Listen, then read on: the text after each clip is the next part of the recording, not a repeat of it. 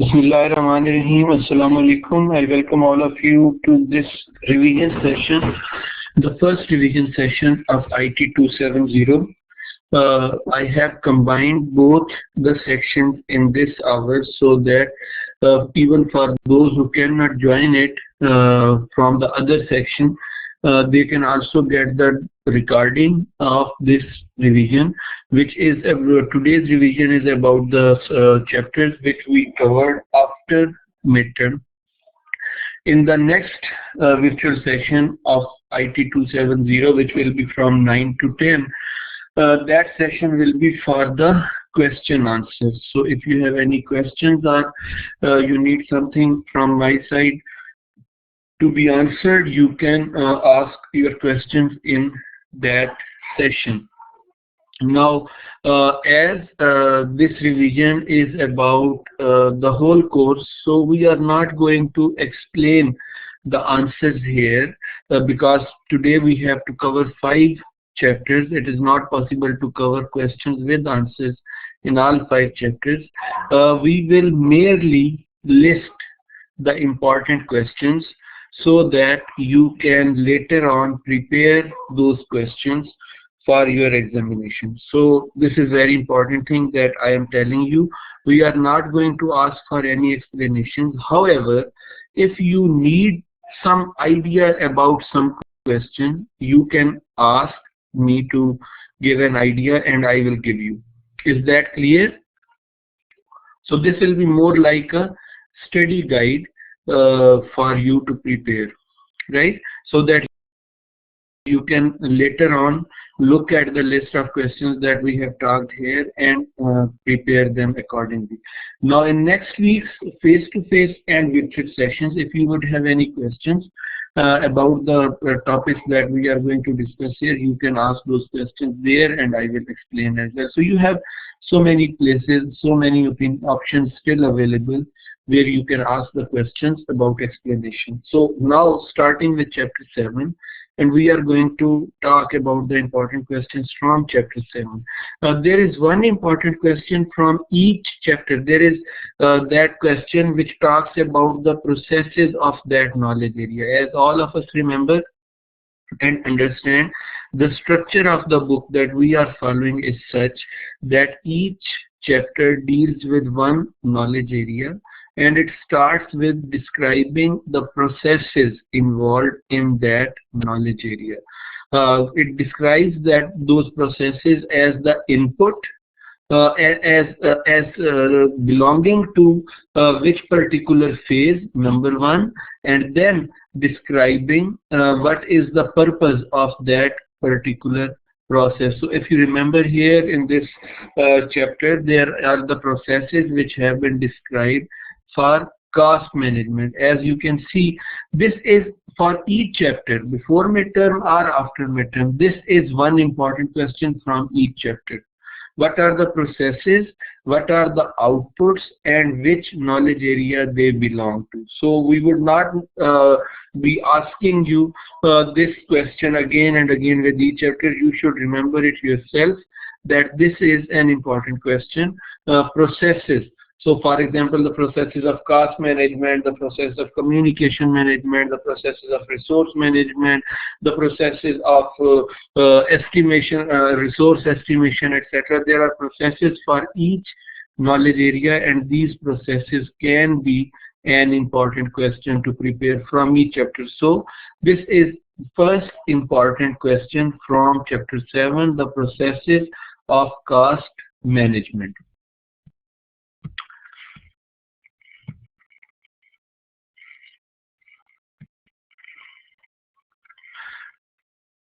The importance of project cost management and what is cost. What is project cost management and what is its importance? So describing what is cost, what do we mean by managing the cost, and what is its importance? Cost is the total amount that we spend. Cost management is to make sure that the costs incurred on the project remain within schedule, and if the cost does not go properly, our project can be affected and considered a failure. Just quickly giving you an idea of what this means. We talked about the processes as well.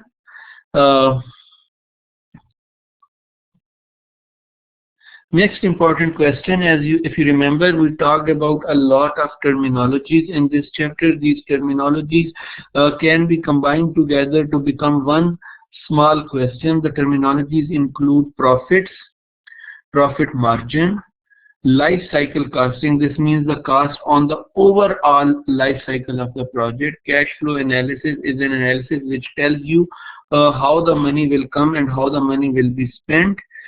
Tangible costs and benefits are the costs and benefits which can be physically felt. Intangible costs and benefits are the costs and benefits which cannot be physically felt but are present. Direct costs are the costs which we spend directly on the project. Indirect costs are the costs which we don't spend directly on the project, but those are important to keep the project alive.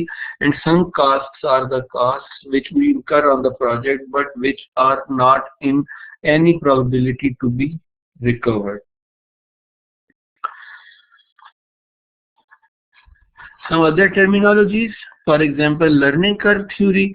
Learning curve theory says that as more and more units of the item are produced, the unit cost of the items gets reduced. There are various kind of reserves. Reserves are the amounts of money which we store for meeting unexpected situations, like we were talking about in the risk management chapter that we covered this week. Contingency reserves are the reserves which we keep for making sure that if some risk occurs, in that case we can overcome that risk from this particular money. Management reserves are the reserves which we keep in case something happens which we had not anticipated and we need to correct that particular situation, right? So these are some of the terminologies. Some of these can be appearing in the examination for you to answer. What is a cost management plan?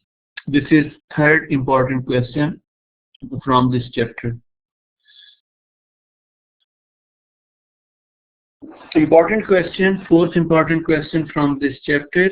What are various cost estimation tools and techniques? What are various cost estimation tools and techniques?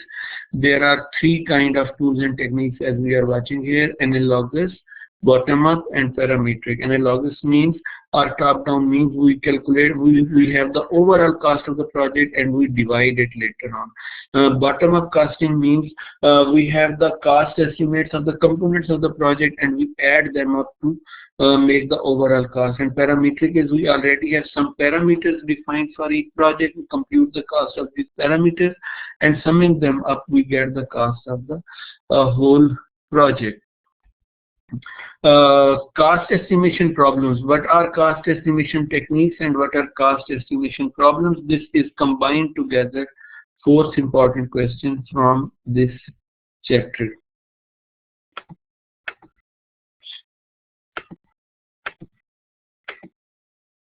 Next important question, fifth important question, is what are different methods to control the costs of the project? Definitely the methods that we would follow would make sure that we are always monitoring the costs that we are consuming.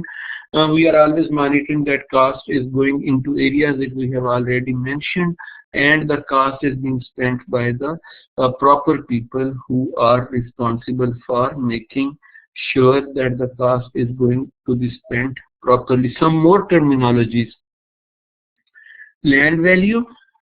Land value is the budgeted cost of a schedule, or we can say this is a value which we have put in the budget for the project.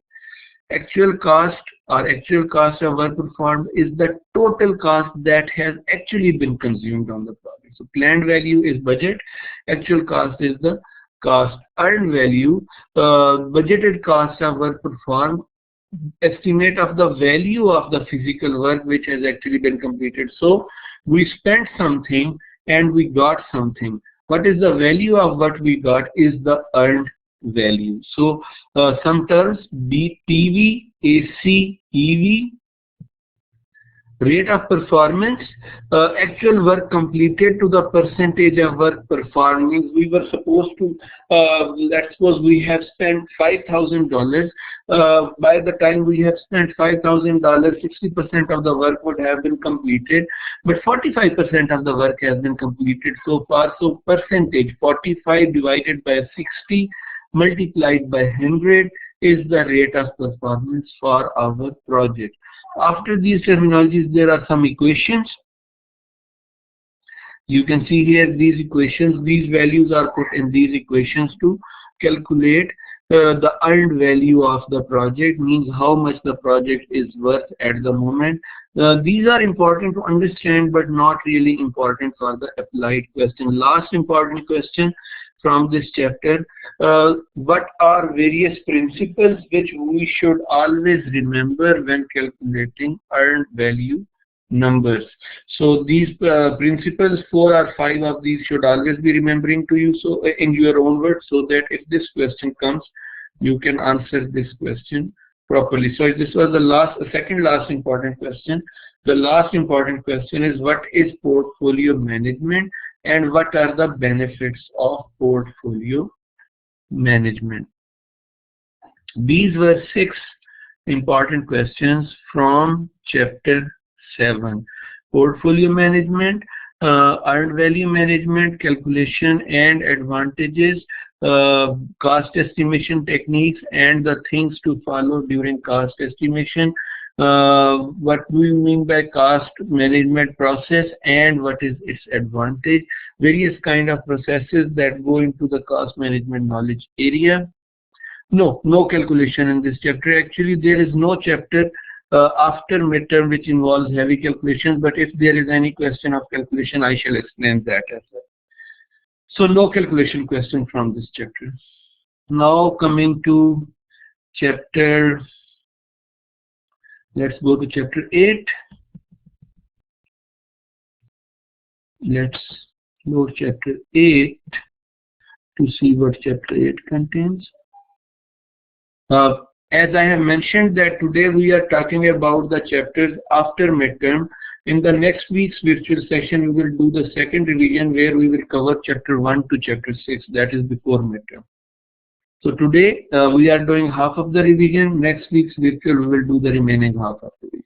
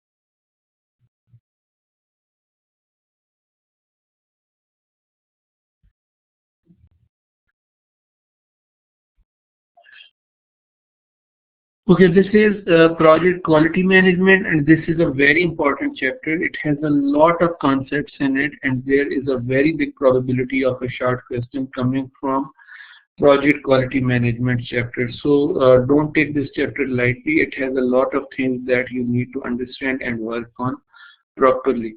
So again, just like every chapter, the first important question is the processes involved in quality management. This is the first important question. Project quality management processes, their inputs and their activity, their outputs, and the phase to which they belong to. This is the first important question. Second important question is, what is project quality and what is quality management? This is second important question. Project quality means the degree to which the project after its completion has been able to meet customers' requirements. That is project quality. If half of the customer requirements are met, it means the quality is 50%. If 80% of the customer's requirements are met, it means the project is 80% qualitatively superior. Quality is not something which we can say is 100% or 0%. Every project has met some level of quality, and then we decide whether that level is acceptable to us or not. Now this is very important, because if the quality is not of certain factor, our customer will not accept the project, and that is the importance of project quality management, because project quality management ensures that at any given time the project is above the quality threshold which has been defined for that project. So two important questions. This chapter has a lot of important questions, by the way.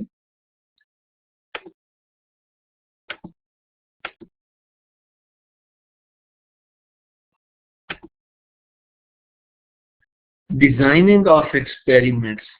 Designing of experiments is a method which quality experts use to make sure that they evaluate the quality of the product according to the best established factors which the customer wants in the product. So design of experiments means we identify the factors which are most important for our client, and then we prepare quality tests according to those parameters which have been established by the client. These parameters usually relate to the functionalities or features and qualities.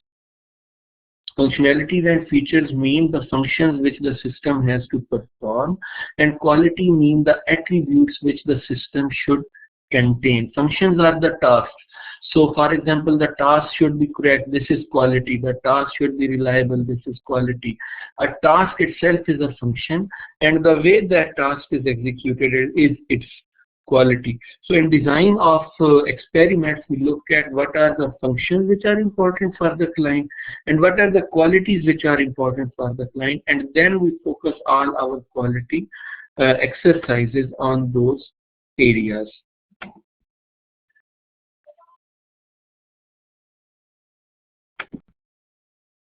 What is quality assurance and what is quality control? Quality assurance is an activity which makes sure, means this is the responsibility of software quality assurance team or software quality management team. Quality assurance is the activity to guarantee that project's quality is not compromised. Quality control is the activity which ensures that quality of the project does not go beyond certain level. So what is quality assurance? What is quality control?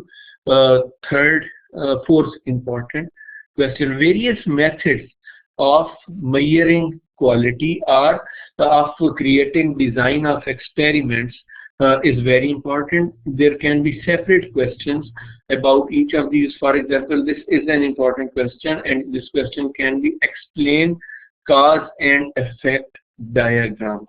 Cause and effect diagrams are the diagrams which link causes with the output, particular outputs that the system can exhibit. So for each output there can be possible reasons for reaching to that output. These reasons are causes, the outputs are effects. When we create these diagrams allow us to create those experiments which we were just talking.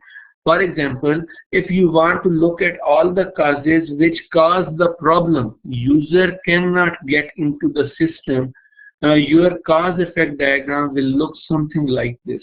When you make this cause effect diagram, it becomes easy for you to create experiments to make sure that all of these causes have properly been addressed. That is the purpose of creating cause and effect diagram.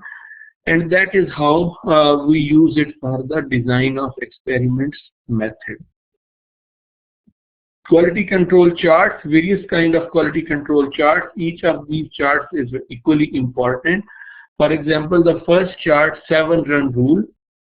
This rule says that you say the quality of the product is going up or quality of the product is going down if for 7 consecutive instances the values are going up or values are going down. If there are not 7 points and the values start moving in the opposite direction, we cannot determine if the quality is going up or quality is going down. Quickly going through, because there are so many things that we have to see. Run charts. A run chart does not determine by itself whether the quality is going up or down.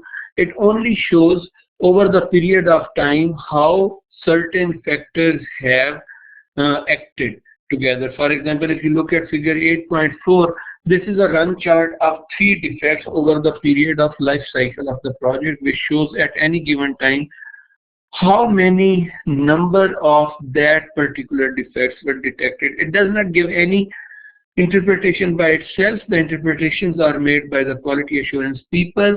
It only shows the behavior of certain factors which are important for us.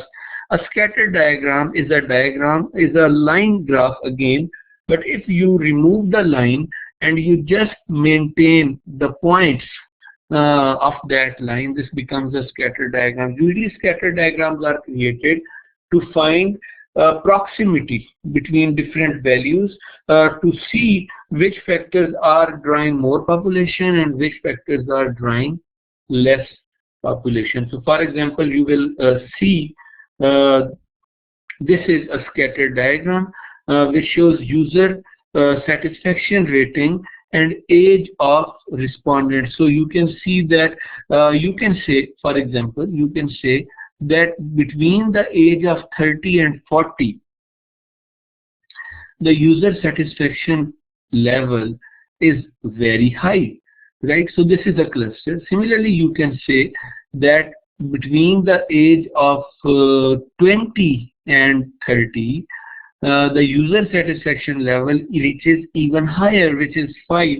With the population, you can see the population between 20 and 30 showing level 5 is less than population between 30 and 40 showing satisfaction level of 3. So you can make your own interpretations by scatter diagrams. The scatter diagrams are basically used to show the clusters, the combinations, the proximity of different values and their factors with each other.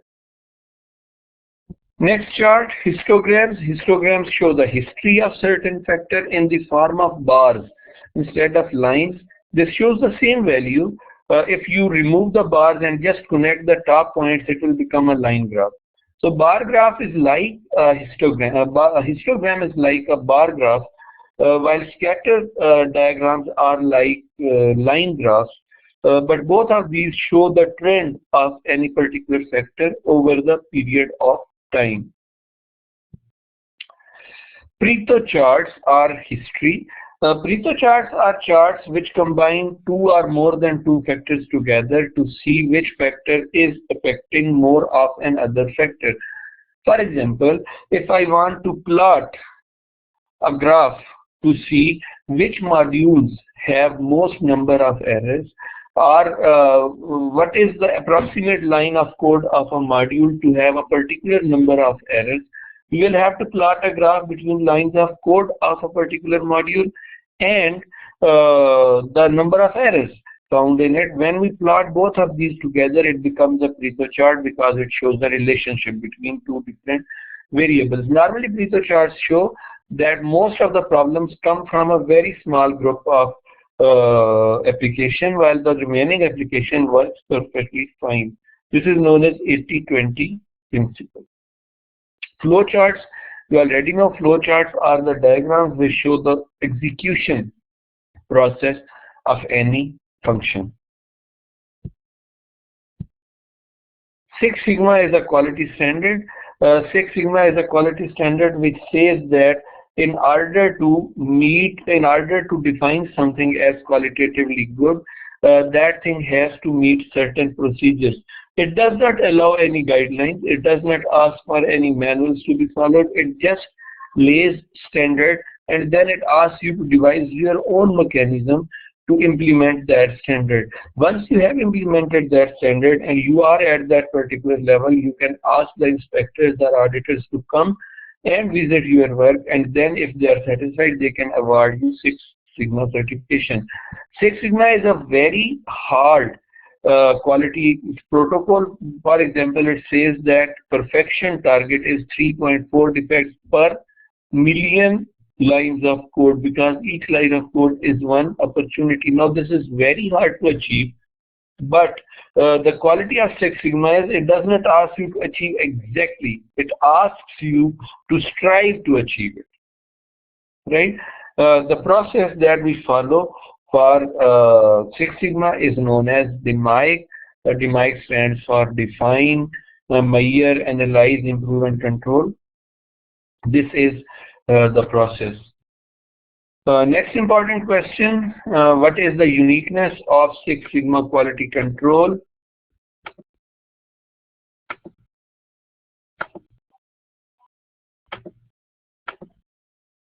The next important question, 6 nines of quality.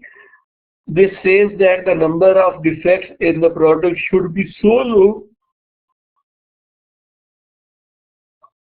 The defects in the product should be so low that 99.9999% of the times the product should be working error-free. That is, the product cannot be shut down more than 30 seconds for the whole year. Again, this is a target goal. It is not always possible to achieve it. You try to reach close to it.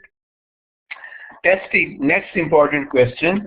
Various kind of testing. Testing is an activity which we carry out once the product is complete to see there are no errors in it. Various kind of testing which are performed: unit testing, integration testing, system testing, user acceptance testing. But testing alone is not enough. We have already known that. Next important question, ISO standards. ISO standards are quality protocols which are defined and are implemented to make sure that the products which are developed, designed, are of certain quality. ISO 9000 standards are the standards for the project management. This is another, and the last important question. Second last important question, what are the 5 major costs related to quality? Prevention cost, this is a cost which we spend to make sure that problems don't happen in the first place. Appraisal quality, the quality to keep monitoring that no problem has started occurring. Internal failure cost is the cost of a particular error which occurred while we were working on the product. External failure cost is the cost of an error discovered once the customer was about to use the product. Measuring costs are the costs which are required to have a constant examination of the product.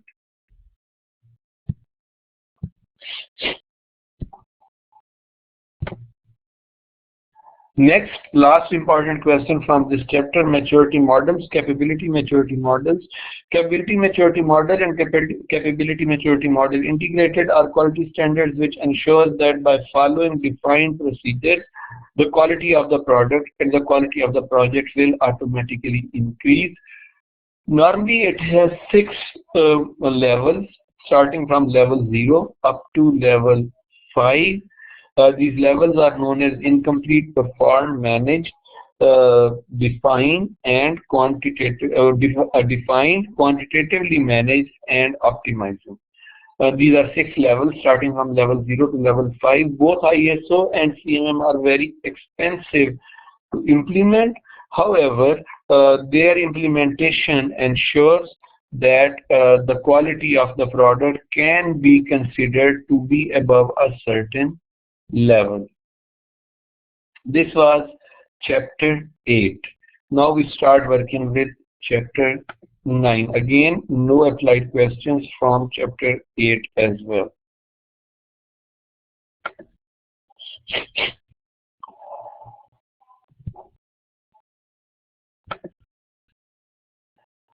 Chapter 9 is about human resource management. It also has a lot of theories and is very important from the theoretical aspect as well. There can be a lot of Small conceptual questions from chapter 9, nothing practical from chapter 9 again, but there is a high probability that it will have some questions in it.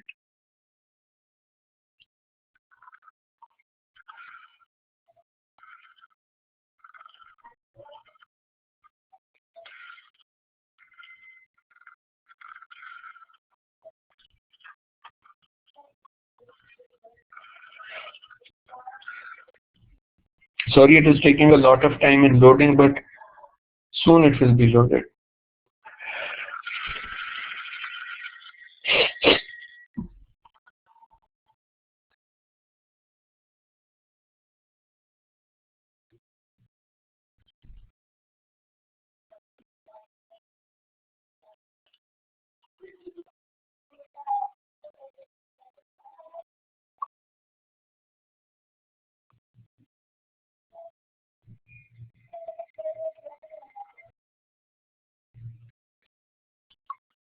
So coming to chapter 9, which is project human resource management, the first important question again will be the importance of human resource management and what do we mean by human resource management.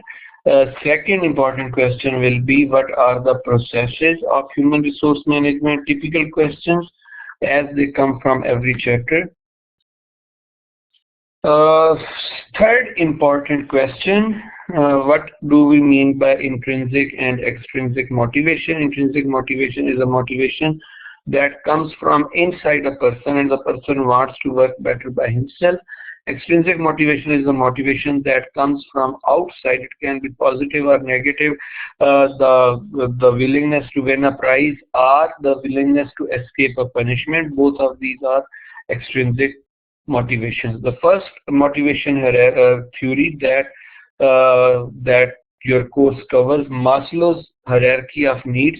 Maslow's hierarchy of needs says that every individual has 5 different levels and he can be found at any of these levels: physiological, safety, social, esteem, and self-organization. Each of these levels asks the person to do certain kind of things, and if we can calculate what level our employees are at the moment, we can assign them tasks according to their needs and according to their levels. This is the first motivation theory from this chapter. Second motivational theory, Heisenberg's motivation and hygiene factors. Motivation factors are the factors which, if present, users feel motivated and do work much better. Hygiene factors, the factors which, if present, users don't monitor them and users keep working according to their normal methods. But if these are not present, users become agitated and users become frustrated. User satisfaction level decreases. So this is the difference. Motivation factors are the factors which, if present, people become happy. And if not present, definitely people will not be happy. Motivation against motivation hygiene factors are the factors which are, if present, people don't get motivated or happy or nothing. This is normal for them. But if these are not present, people start feeling angry, people start feeling frustrated. This is the second motivation theory from this chapter. Third motivation theory, McLean's acquired needs theory. This theory says that people's needs evolve according to the situation and according to the experience that those people had. Some people have a need to acquire achievement. Some people have a need to acquire affiliation. Some people have a need to acquire power. Sorry. Depending on the particular background of a person can work to acquire achievement or affiliation or power. And once you understand what a person wants, then you can ask the person tasks which help him in meeting these goals. Then the next motivation theory, each of these theories are important and any of these theories can come as a question. More than one theories can also come as a question. McGregor's theory X and theory Y. This is a theoretical model which says that there are some people who work because they have to work, but they don't like to work. For them to work, the motivation is threat or force. They should be forced, they should be threatened, they should be constantly observed to make sure that they are working properly. Theory Y says that there are people who consider work just like another hobby, and they love to work, and for them the motivation is to provide them with more and more work because it keeps them happy. Theory Z is the latest theory in this regard, which says that for some people the work is like a religion, the work is like a culture, the work is like a responsibility which they have to meet in order to satisfy their conscience. Thenian's and Wilma's ways to influence the project by influencing the people working on that project. These are 9 principles that are given here, and these are also very important question. As I was mentioning, this chapter is also very important and will definitely have some sort of short questions.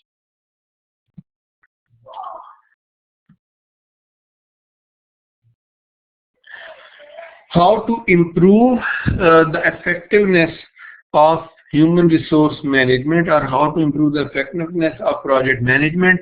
Covey's 7 habits of project managers to improve the effectiveness of project teams. This is the next important question. Then there are small concepts which can be important, which cannot be that important. Both of these situations can be. Responsibility assignment matrix is the next important question. This is a matrix which shows who has to work on which kind of activities. So there are many ways of showing responsibility assignment matrix, but most importantly it shows people or group of people on one side of the table and activities on the other side of the table.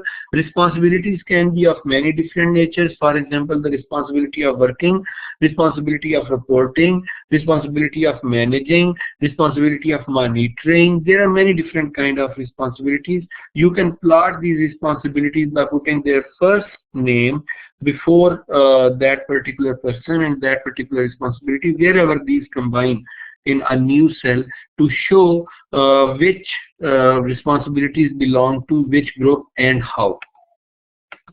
Many ways of creating responsibility assignment matrix.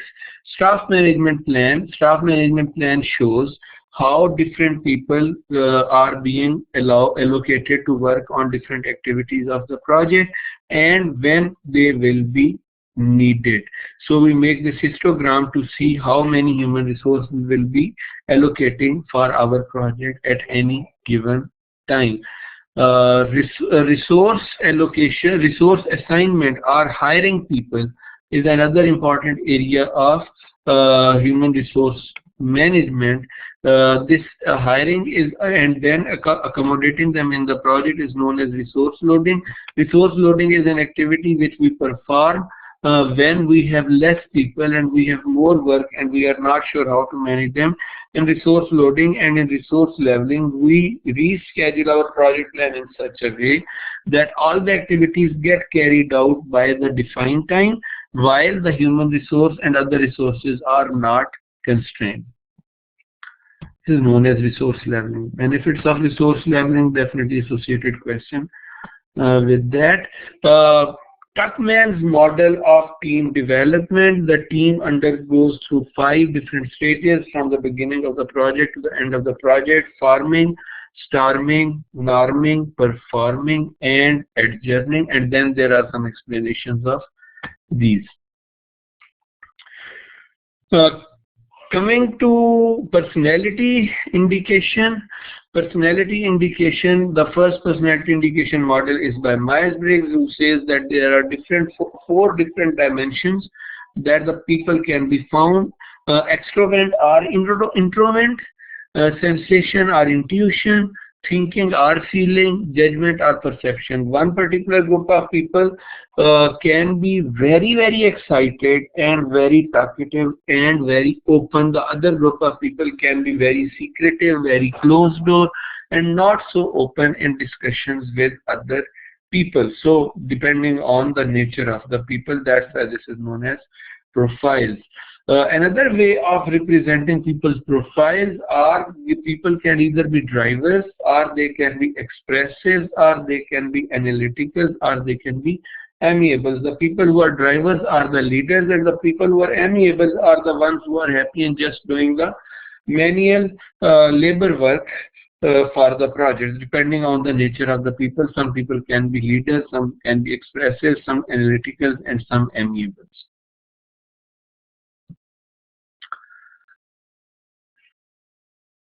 Another model of understanding people is how dominant they are, how influential they are, how steady they are, and how compliant they are. Compliant are the people who are amicable, as we were just seeing. These are the people who go along the tide. Dominance, as we were seeing in the previous slides, relates to the dominance relates to the drivers, the people who want something to be done. There should be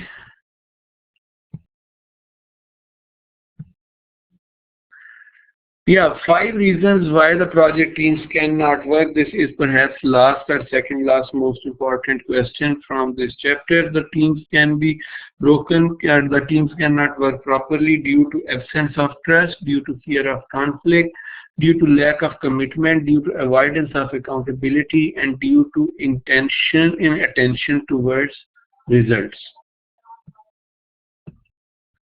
So this was chapter 10, human resource management. This was chapter 9, human resource management. Now quickly going through, because we are running out of time, so quickly going through the last second last chapter, that is chapter 10, and seeing what are the important questions from chapter 10.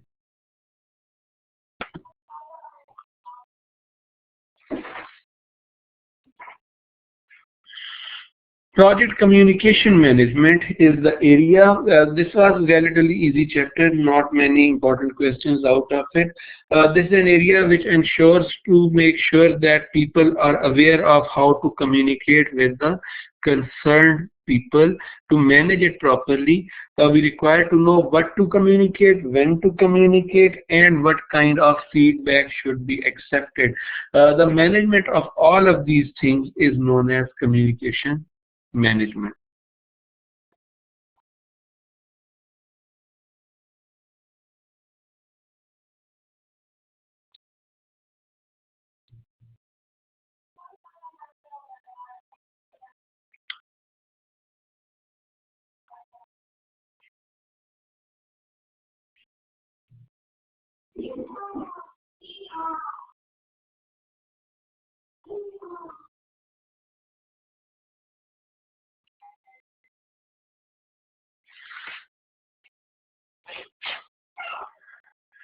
So communication management, again, the first important question will be the importance of what is communication and what is the importance of communication management.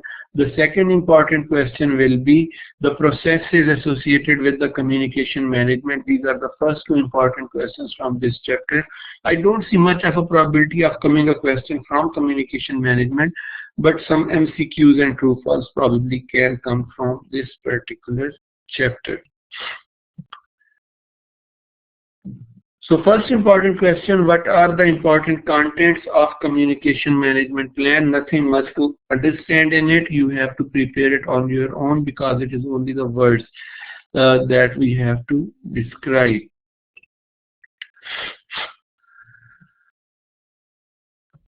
Second important question, what is the importance of face-to-face communication in the age of emails and messengers and telephones, etc. The importance of face-to-face communication is that when you are talking face-to-face with someone, you not only look at what they are speaking, but you also look at how they are speaking.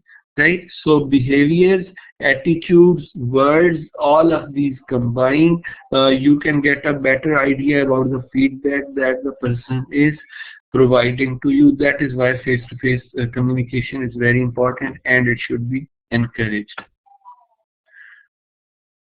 Second important question is, why is it important to understand the difference between group communication and individual communication? It is important because in group communication, we only discuss the things which affect the whole group. But in individual communication, we can discuss the issues only which are related to that person. So this difference should be kept in mind so that the contents are prepared according to this difference. This is the fourth important question from this chapter.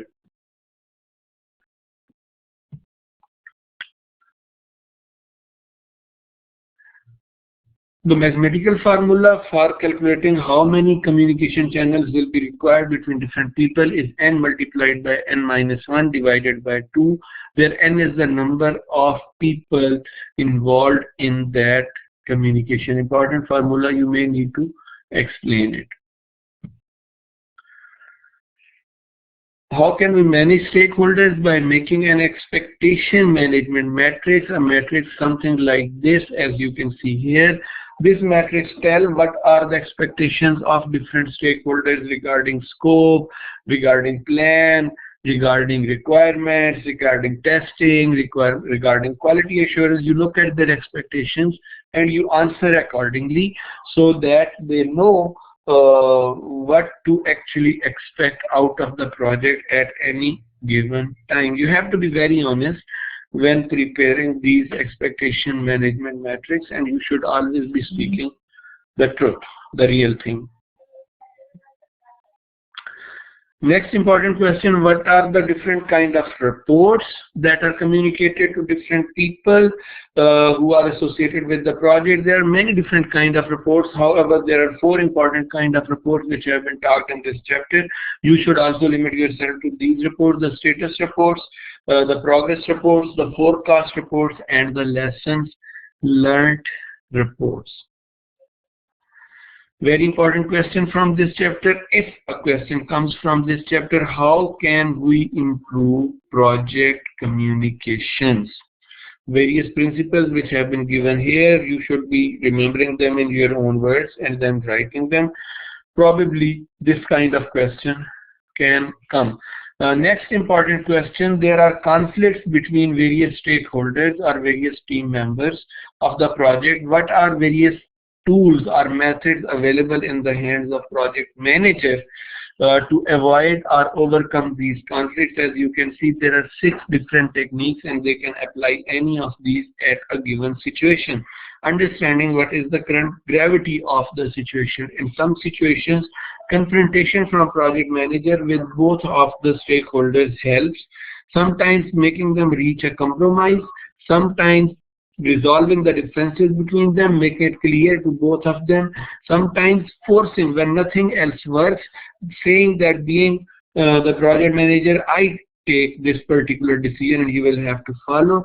Withdrawal, simply asking the people to move back and let you think, and collaborating when you make them to work together.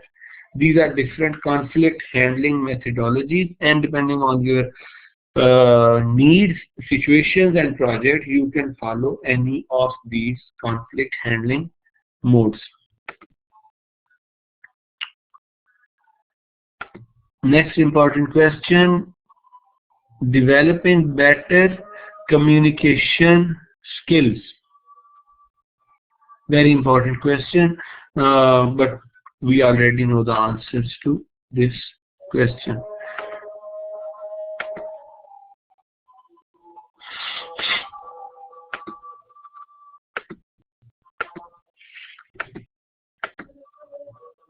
We have already talked about lessons learned report. Project archives and websites should also be maintained so that the projects can be visible to all of the stakeholders in any situation. Not very important material from this chapter. These were the important questions that we had to discuss from chapter 10.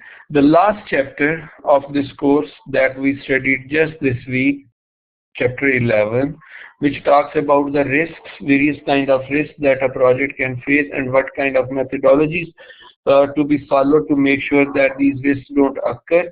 What are different things that we have. Again, not very difficult chapter and not very important chapter either, but more important than communication management. As soon as the slides get uploaded, we will start looking at the important questions from this chapter. So now if you see, so far I have given you 20 or something questions from the first 4 chapters after midterm.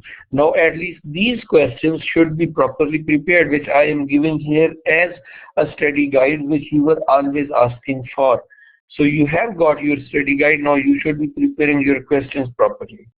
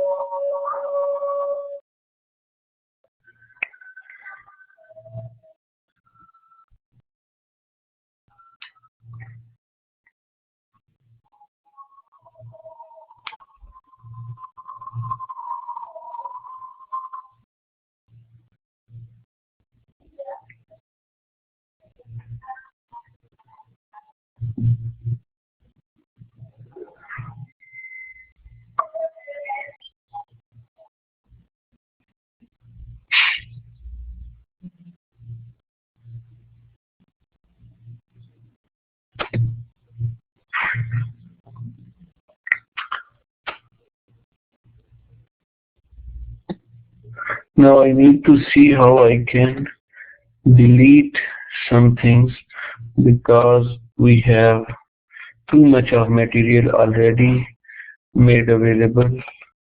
Now we need to delete some of the material that we have added here. How do we delete it? I need to see how to delete some stuff.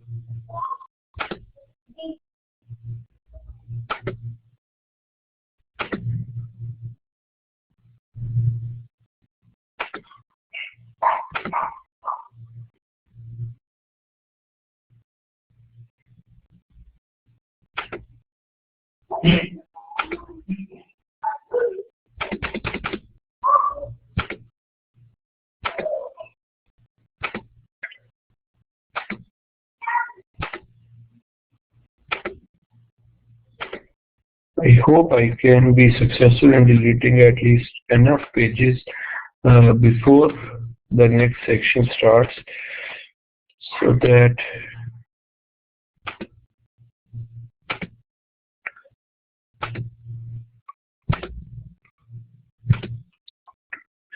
this is a lengthy process. I thought we would be able to.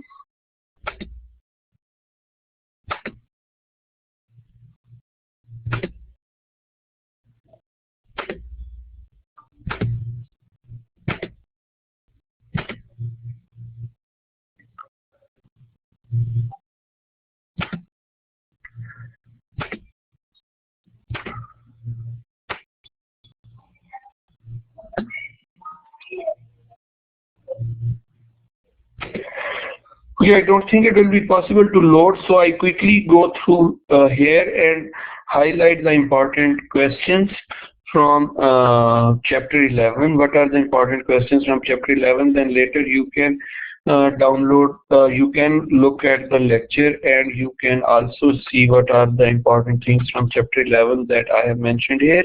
So quickly going through chapter 11, which is about risk management. The first 2 important questions: what is risk management, what is its importance, 1, and second, the processes associated with risk management. Third important question,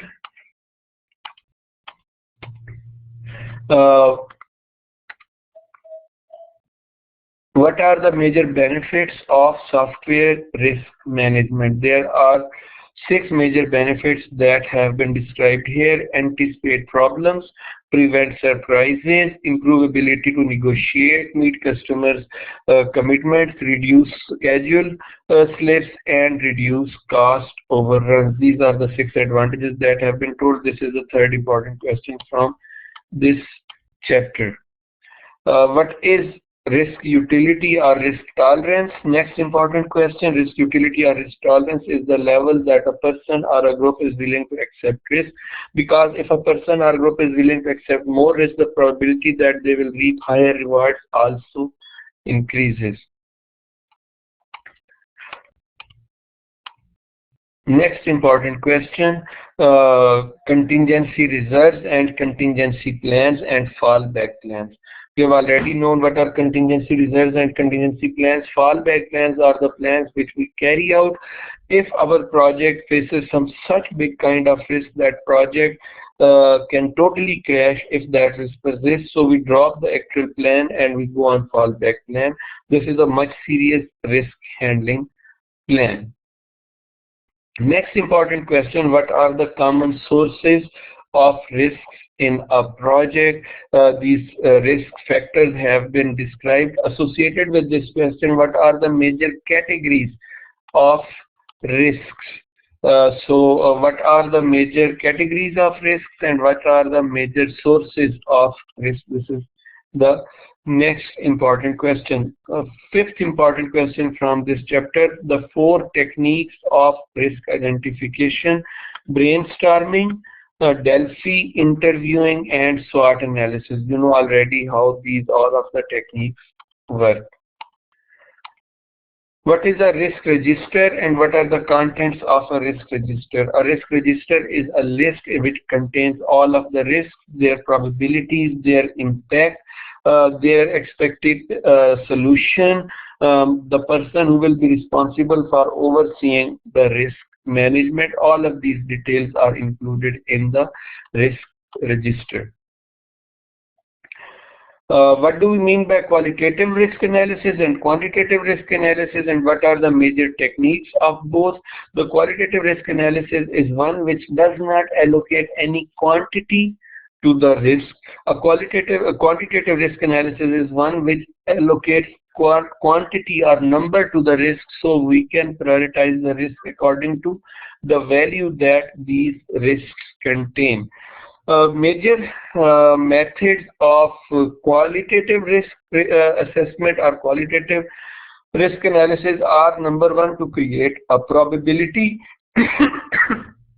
impact matrix, where we divide probability into high, low, medium, and impact into high, low, medium, and then we cluster the risks according to their probability and according to their impact. Top 10 risk items: we make a list of 10 most important risks at this given time and the method to overcome them. This list can change from time to time as we move from one phase where some other risks are important to another phase where some other risks become more important. Expert judgment is a technique where experts determine which risks are more critical and which are less critical. These are qualitative risk analysis techniques. Quantitative risk analysis techniques allow you to get a number for any risk and overcome that risk and then determine which risks are more important to handle and which risks are less important to handle. Major techniques include decision trees, simulation, sensitivity analysis.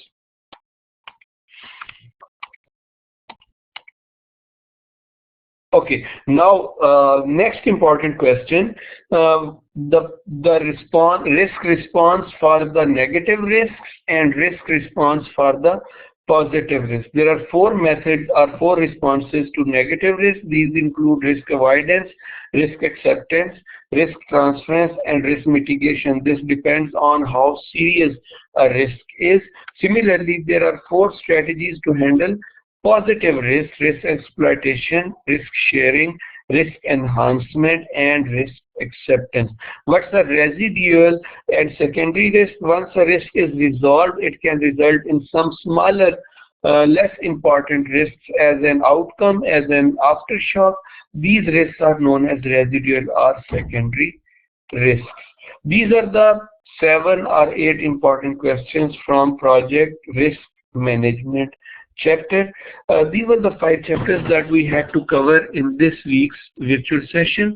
All of these 5 chapters were coming from after midterm. In next week's virtual session, we'll look at important questions from the chapters before midterm. If you have any questions, you are already allocated to the next virtual session as well, which is from 9 to 10. If you don't have any questions, you don't need to come, but if you have, you can join us there, and you can ask your questions and we will answer that. In that session, we will take it as a question answer session. Thank you so much, everyone. Take care, and Allah Hafiz.